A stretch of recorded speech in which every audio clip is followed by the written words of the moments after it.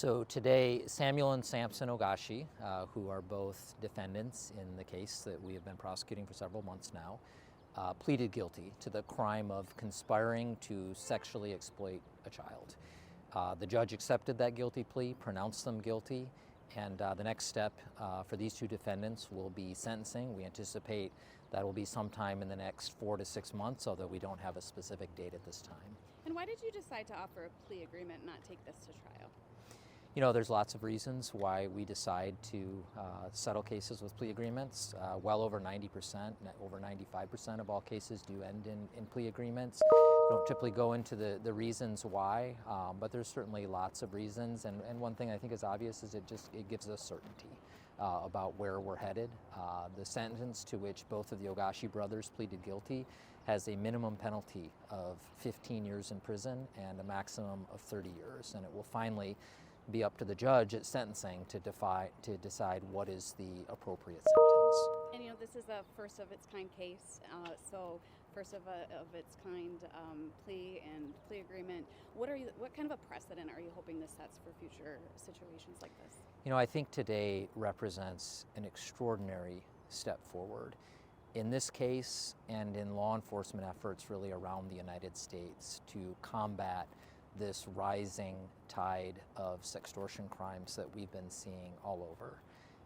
It sends a message to criminals in Nigeria and really to criminals in every corner of the globe that they're not immune, that they can't get away with doing this, that we can find them and we can secure justice. And so I don't want to miss the importance of today. This really is quite a significant step forward. And not just the criminals out there that are potentially doing this stuff, but you hear from so many victims of not necessarily so horrendous as we see here, but people who think the money's just gone, my dignity is gone, but there are avenues now, right? There are certainly avenues for us to seek justice. I won't suggest that these cases are easy.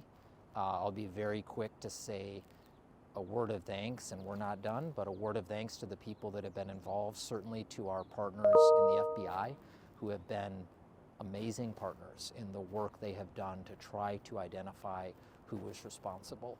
I'll say as well that our law enforcement partners in Nigeria have been highly cooperative. They've worked side by side with us. They've been part of this investigation. We're so grateful for the role that they played as well. And you know, I think many people have thought in the past that when these kinds of crimes happen and they learn that the person who committed it was very likely overseas, they think there's probably never going to be justice. And of course, what happened today and what will happen in this case is always only a measure of justice. We cannot bring back Jordan DeMay, and yet it's very significant what happened. We had 2 guilty pleas today and a judge pronounced them guilty. And so that's very significant. And again, it sends a message that the people overseas who commit these crimes can be held responsible and that we're willing to take every step that's necessary to reach that conclusion. And what is your message to Jordan's family and the community in the Upper Peninsula and all of the people that this case has impacted? This has been such a heart-wrenching experience.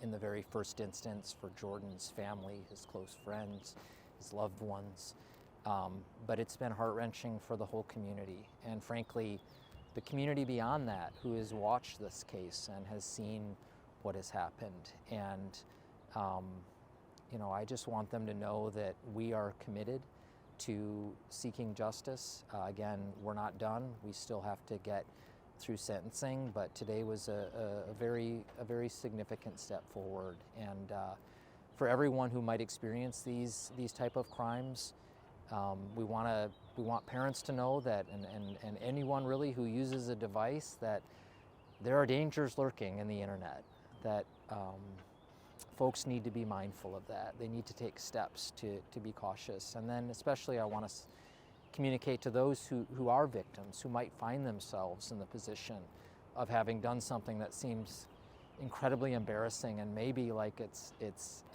the end of life as they know it, that there are people who want to help them.